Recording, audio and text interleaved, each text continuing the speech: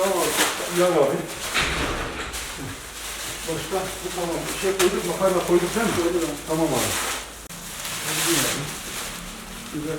Hangisi abi? Hangisi abi? Oradan gel.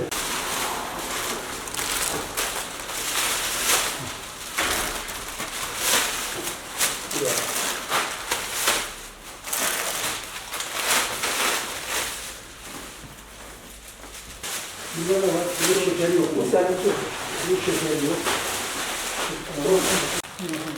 Böyle bir şey yapalım. Bence var. Evet, bunu çabuk. Bunu yaptın mı? Mercimek. Abi var. Makarnamız da güzel ya bak. Onu atayım mı hocam? Evet.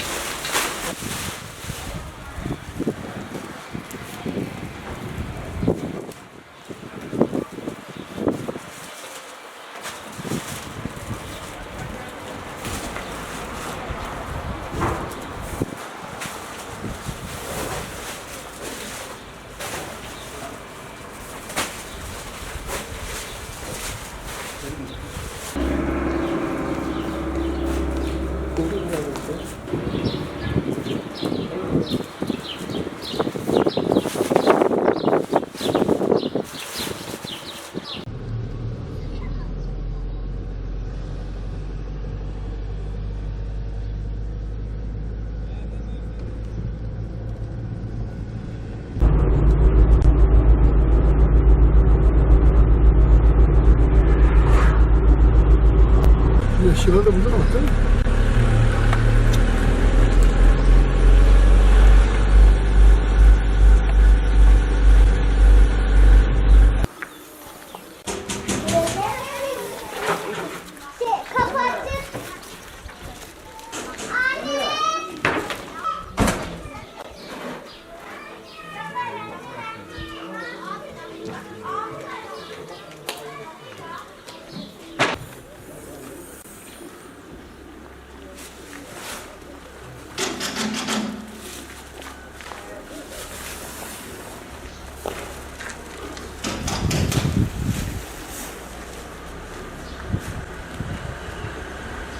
Bir Ramazan hediyesi dağıtıyoruz. Güle güle. Hayırlı Ramazanlar.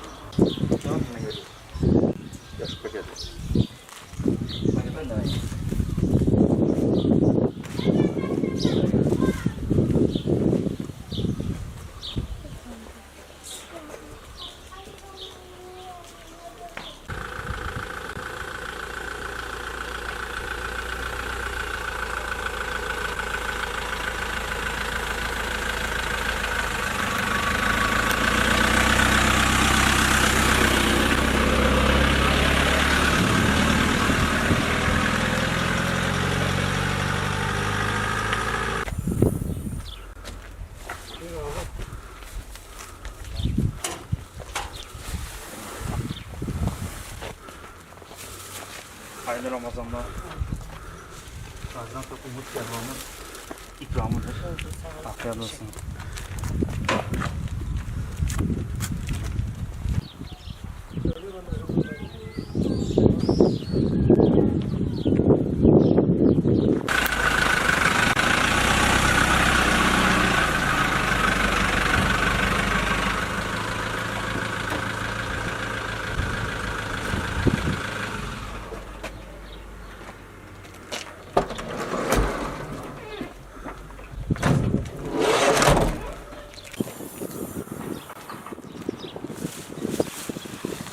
Umut Kervanı mağdurlara, düşkünlere hayır vermekte, hayır yarışında bulunmaktadır.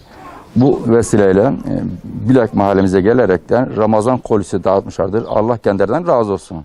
Kendilerine tek tek teşekkür ederiz bu yaptıkları hizmetlerden dolayı.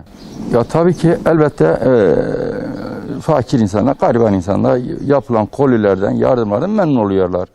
Bu Umut Kervanı'nın yaptığı yardımlardan da verdikleri kolilerden memnun olmuşlardır tabii. Kendilerine, köylümüzün adına, mahallemizin adına kendilerine teşekkür ederim. Siz de takdir edersiniz ki şu anda ülkemiz hakikaten bir pandemi süreci yaşıyor. Son günlerde de hükümetin almış olduğu bu kapanma kararıyla beraber mağduriyetlerin daha da çok arttığını görüyoruz. Dolayısıyla biz de Umut Kervanı olarak kapanma sürecinde halkın içerisinde, toplumun içerisinde ihtiyaç sahiplerine Ramazan kolilerimizi, Ramazan paketlerimizi, kıdalarımızı ulaştırmaya devam ediyoruz. Bugün yine Gaziantep'in dört bir tarafında gönüllü arkadaşlarımız şu anda koli dağıtımındalar, gıda dağıtımındalar. Biz de bugün için de söyleyelim, Antep'in köylerinde, ilçelerinde bu çalışmamızı devam ettiriyoruz. Gaziantep'in Güreniz köyüne gıda kolilerimiz, orada ihtiyaç sahibi aileler vardı. Onlara da gıda kolilerini ulaştırdık. Fakat bu çalışmalarımız, bu gıda dağıtımımız Allah nasip ederse bayrama kadar devam edecek. Ramazandır biliyorsunuz, ihtiyaç sahipleri çoktur. Az önce pandemi süreci dedik. Bu konuda işsiz olan, iş bulamayan, evinde hakikaten zor durumda olan çok aileleri tespit ettik. Daha önceden de tespit etmiş olduğumuz ihtiyaç sahibi ailelere de aynı zamanda gıda kolilerimiz devam ediyor. Yani onları ulaştırıyoruz. Bu minvalde çalışmalarımız. Gönüllü arkadaşlarımız şu anda Antep'in dört bir tarafında hakikaten bu çalışmayı yapıyorlar. Tespit ettiğimiz ailelere, araçlarımıza gıda kolilerini yüklüyoruz.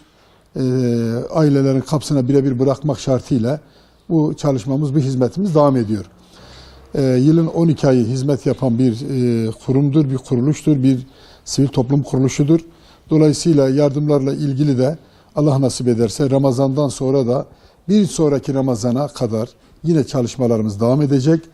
Yıl içerisinde yapmış olduğumuz çalışmalar ve Ramazan geldiği zaman, Ramazan ayı vuku bulduğu zaman bu çalışmalarımız katlanıyor.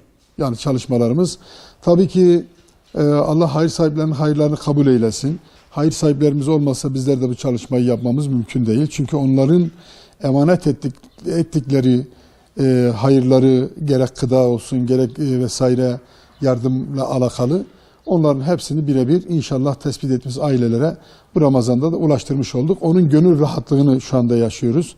Allah için, Allah rızası için. Bu konuda hem hayır sahiplerimizden Allah razı olsun diyoruz. Umut Kervanı'nı unutmasınlar. Umut Kervanı da ihtiyaç sahiplerini unutmasın diyoruz. Allah-u Teala hayırlarını kabul eylesin.